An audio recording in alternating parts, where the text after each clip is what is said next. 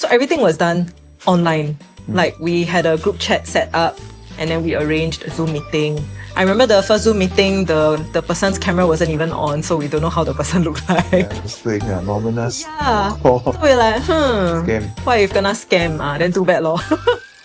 Welcome back! In this podcast, what we are trying to do is actually, we got married last year and we went through the whole destination wedding plan. We felt like it's actually quite appropriate for us to share a little bit more of these details. It's actually a few couples are curious about it. Yeah, like how we actually got into this whole planning process. As much as we guide the couples, we felt like it's quite important for them to kind of like understand our thought process as a vendor perspective lah, to be specific. Yeah, and I actually write an intro for our podcast, just to kind of like set expectations for viewers or listeners. You let me know whether you need to correct it or not, okay? Okay. So, hey guys, welcome to the Heart to Heart Talk Pod.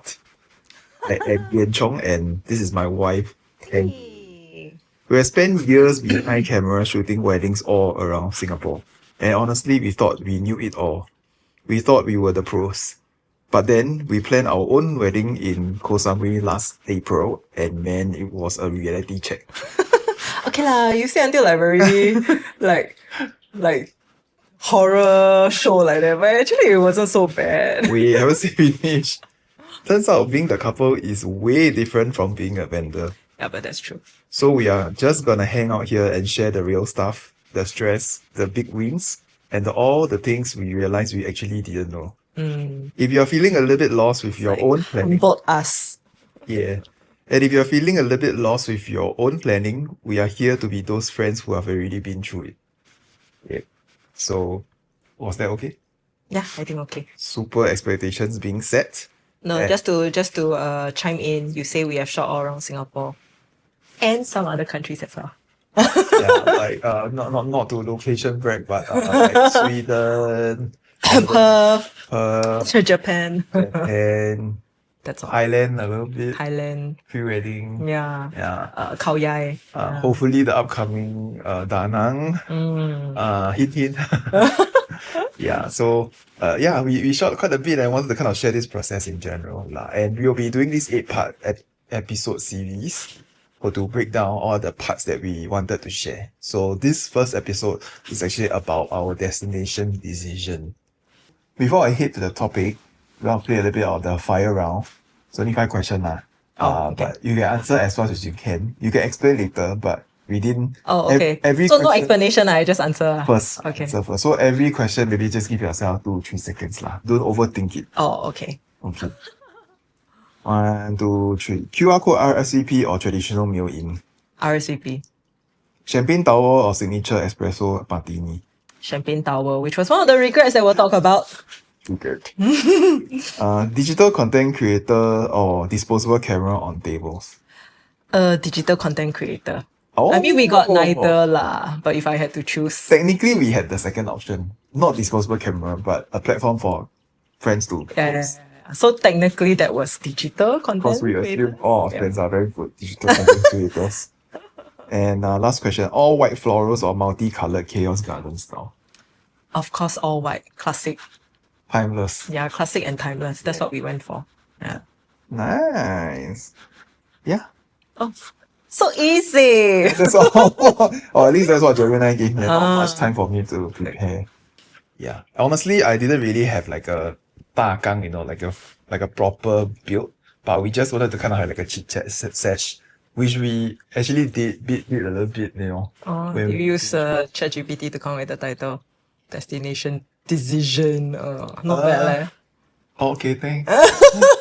Technically not ChatGPT, it's Gemini, so thank you Gemini for sharing its thoughts. Because to be fair, I wrote quite a like the view of like what I want to say. So Gemini helped you, but you made it happen. No, we made it English. Gemini made it English. Yeah, so we wanted to kind of like dive into the particular reason why we chose Koh Samui, or like the venue specifically, and how we derived the decision, especially based on what we wanted. So maybe Tengi, you can take it away and maybe share your wisdom. It's so weird you calling me by my name, because you're always like honey here, honey there. Yeah. Okay. Okay lah, what you say until like I'm the only one making the decision. It was together.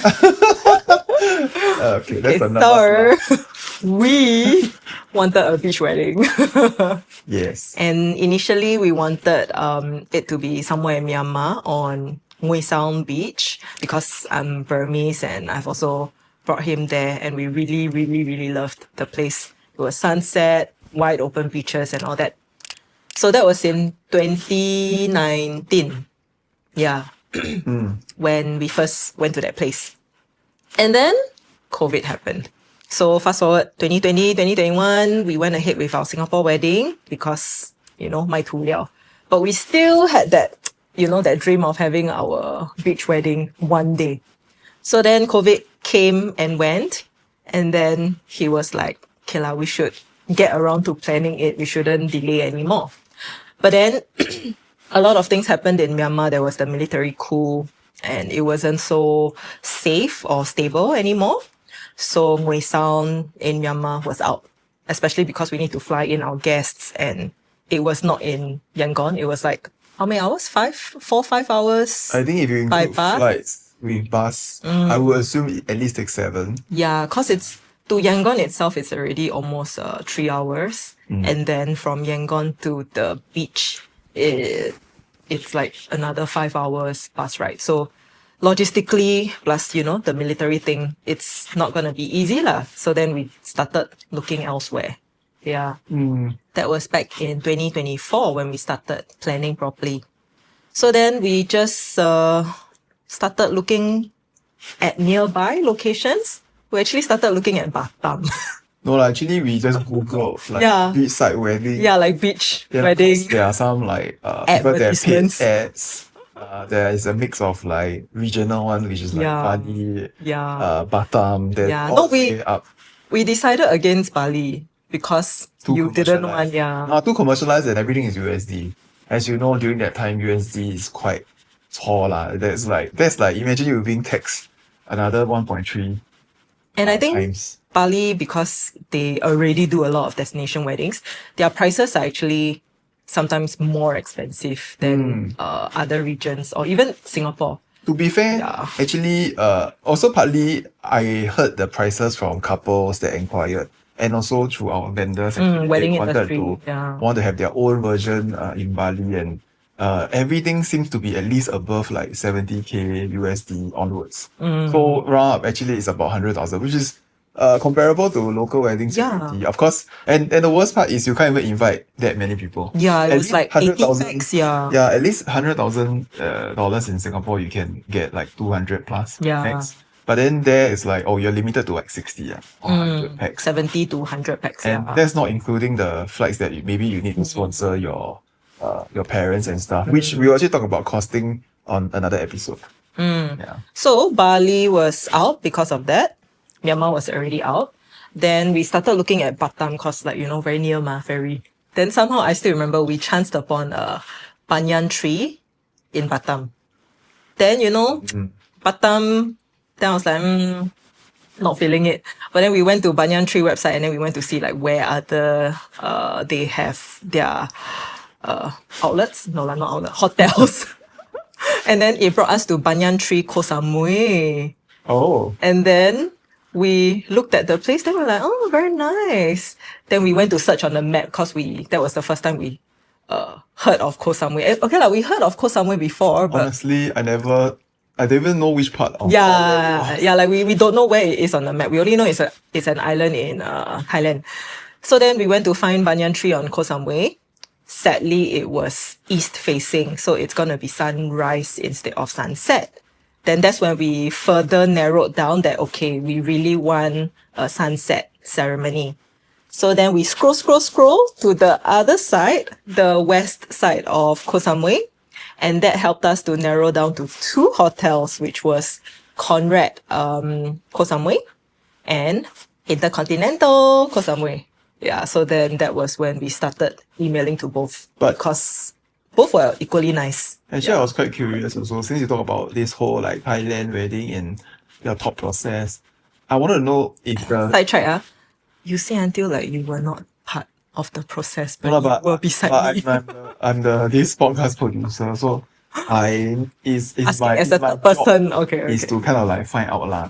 Because during that time, that White Lotus show was quite No, haven't come out yet. Oh, I actually When thought we that was part of the reason you no got attracted to. White Lotus copied us.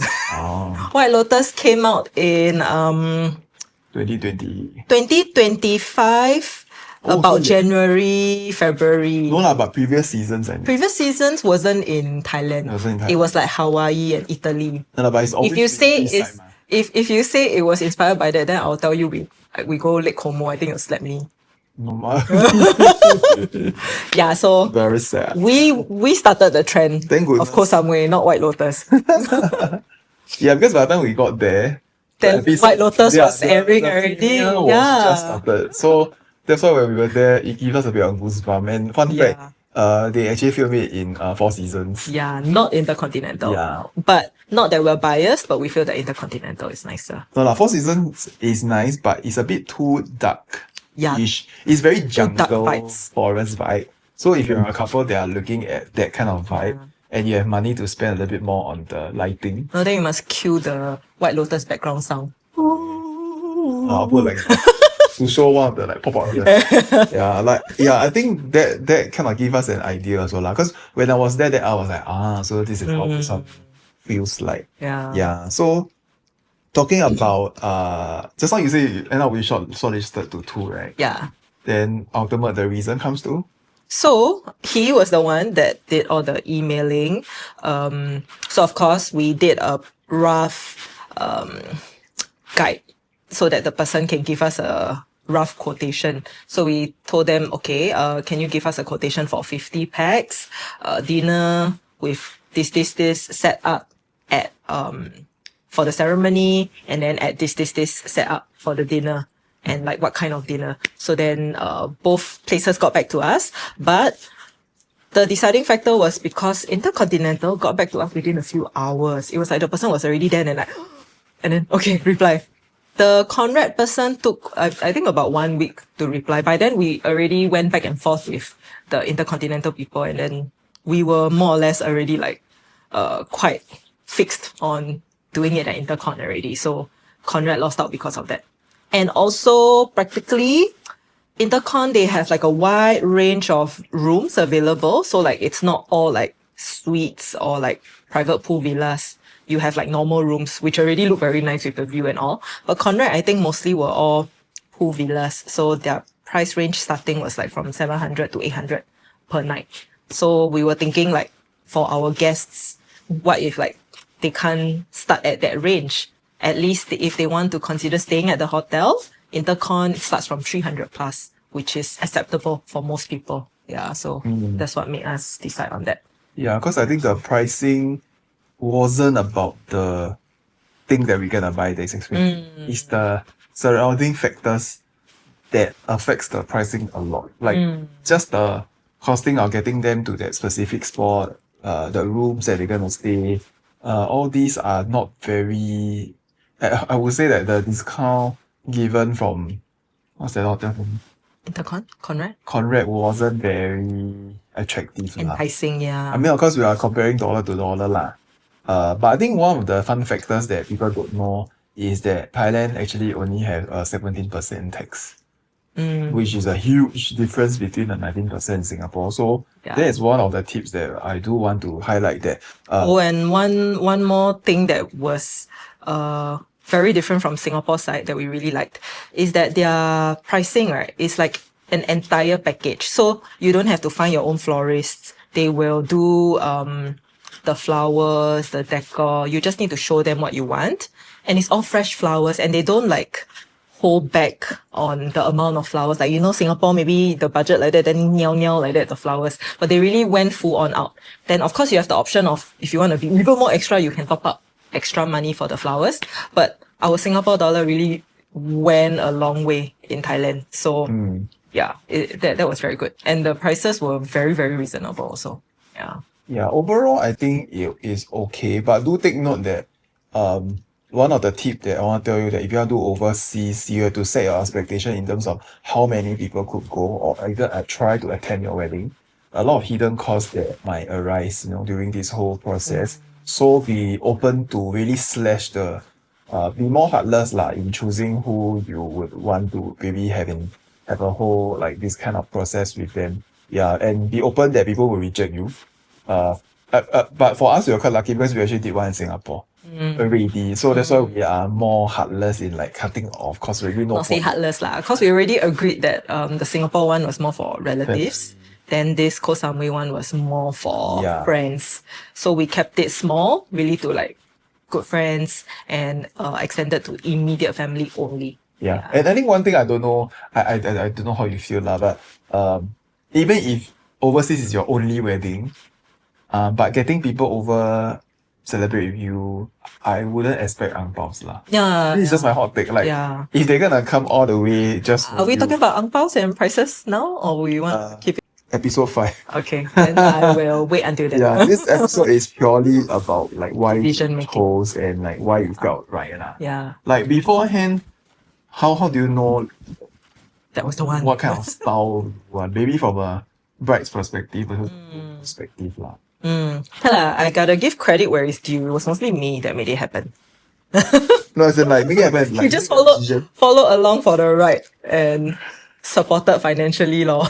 No, like maybe you know what you wanted which one. For me, I'm more of like not say 随便, but I felt like I can do either or. Like I can do ballroom, I can do beach, I can do mountains Yeah. if needed. And I just felt like if my partner is happy about it, then I'm And not the cost so makes sense. Yeah, the cost Yeah. makes sense also. I'm not gonna like implant like 100% of my views. It's put, I think girls have more intuition kind of thing. Mostly intuition. I think we can visualize better. That's true. So Moodboard, Pinterest, actually Yeah. quite important because fun fact, the planners need a lot of our input in terms of the colors and the vibe that we want. So do take note of like previous portfolios of the venue. Like I think we also seen past like weddings that happened there on their Yeah. Instagram, on their website, or even Yeah. their proposal. So And think they that also of us lah. provided us with like their past weddings on their website. So we had quite a few galleries to look through. So we had an idea of what it would look like, even though we had never been there in person. And I think we also arranged like a Zoom call with the sales manager just to like, ask all our doubts and questions to feel more at ease before we went ahead with signing the contract and everything. So everything was done online. Like we had a group chat set up and then we arranged a Zoom meeting. I remember the first Zoom meeting, the person's camera wasn't even on, so we don't know how the person looked like. Yeah, it was like anonymous. Yeah. call. So we're like, Scam. what if gonna scam? Then too bad lor. Yeah. So we initially wanted to go and like recce in advance, but then we were busy also, and then we also felt like, okay lah, actually they are handling it quite well. So we trusted the whole process. So the first time we saw was really when we went for our wedding.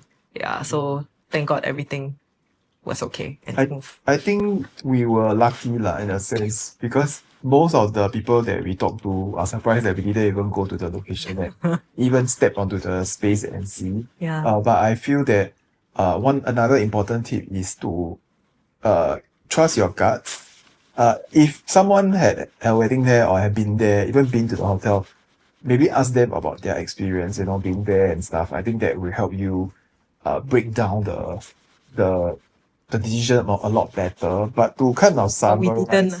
no lah. But to kind of summarize the key points, do you have any main points you want to list down when they are planning like what venue to choose? What do you want to set like? Is there a criteria list?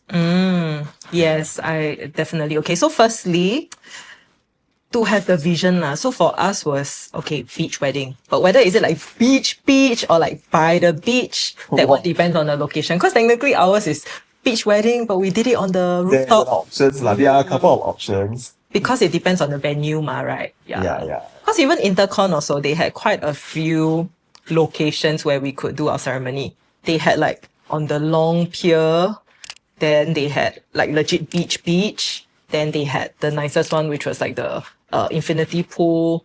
And then the one where we did it, which was the roof deck. The infinity pool, very nice, but then you're looking at the mountain instead of the sea. So we were like, if we go all the way there, why look at the mountain, right? So that's why we decided on the roof deck, yeah, which was very intimate and also overlooking the sea. Yeah. So having what you have in mind, then next is, of course, the location, whether it's accessible, not just to yourself, but for your guests. And next is the price, of course, must make sense. We'll talk more about that in the next few episodes. And I think a lot of people don't think about sunrise or sunset. The sun plays a huge role. I think for us, because we are wedding vendors, right? We very anal about the light position one. So this was, this was one of the important things that we actually think of before we decided on the place. Yeah, if not, we would have just chosen like what, banyan tree or other that was places. a huge deciding factor. Of course, I now I kind of look back, I kind of pity my guests because they were all chao ta, but You never pity me. My forehead was like sunburned also. do you actually apply sunscreen No. before the makeup? Wear makeup, Cannot cannot put wear sunscreen. It's Honestly, not I don't know, guys. Yeah. I really don't know. Yeah, then you should put some of our wedding photo, then you zoom into my forehead. Yeah. Not worth it. Yeah, but worth it lah. Yeah. In hindsight, I would have chosen to stand at the other side. Then you were gonna. But you look so nice with the sun. Though. I know. Or technically, the right answer is you look nice even without all the Oh, okay, like all the time. all the time. So Yes. yeah, I think that's a great tip because what I did was I opened the map, like just the Google map. Then there's a sun tracker app that you can use to see which of the direction that it flows in and out. Then from there you kind of already know whether is it a backlit ceremony or a front lit ceremony. Because we know that usually the selling point is they want the guests to face the sea. So there's already a clue. Or even if it's not directly facing the sea, it's sideways. So you kind of know, okay, how the guests and the lighting will look like. Is it from the side? Is it very glaring for the guests? Ours is sort of like slanted. Yeah. So the guest actually is not facing directly to the sun. Yeah. It's just at like It's like, a side kind of. which is very nice because the golden glow is like from side view. Yeah. But it's still quite glaring lah. Yeah. And But the their sunset was cameras- so nice. Yeah, but their cameras will be like shit lah. Like their own phone will be like not very nice because Like we were glowing. yeah, everything is very little. Then Yeah. you look like we are like some holy character walking down the aisle. Yeah, we were blinding to everyone. Yeah. So yeah, this is like how like we Because- choose the venue lor. Every beach looks nice. It's just about where the direction of the sun is. And depending on the direction of the sun, things will look very different. So that's one thing to consider. Yeah, because even Bali also, they have so many nice beaches, but whether it's sunset, sunrise, or in the middle of nowhere, it affects everything. Oh, can I add in also? I think one of the main deciding factors for doing at Intercon Koh Samui was that the package, right? They curate it so well because for the wedding night, right, they already throw in 4 villas because the dinner we decided to do on the grass lawn that's beside the beach ma. So they already have 4 villas there. So they just block it for you. So that's already part of the package. So technically, if you look at it this way, you save on accommodations for yourself, for maybe your parents. For us, we used it for our parents, my sister, and then you can give to whoever you want. Yeah. So that is already accommodations for like 10 people, 8 people that's already settled for that night. Yeah. And Yeah. because it is on that grass lawn, right? It's like this little private area that is part of the hotel, but it feels like it's like your own private villa set up. Yeah, and it was very nice. It's like when you open your room, then the whole dinner Yeah. garden is yours already. Yeah. So if you want to head back to your room, also quite easy. Want to change also easy. Literally, your changing room is your own Your room. room. Yeah. Then once you are done, you can just walk back. Yeah. So it's very safe for us also lah. Yeah. We're not rushing all over the place. And technically, if you want to do an after party, also you can get your guests to like just stay, then can chit chat by the mini pool. Cause it came, all the villas came with a private pool. Yeah, so that was that was nice. Yeah. And if couples, you guys have any questions, feel free to let us know. This podcast is really just to break down as many things that we did during our wedding process. If you want to know a little bit more, do check us out on the next episode. Bye!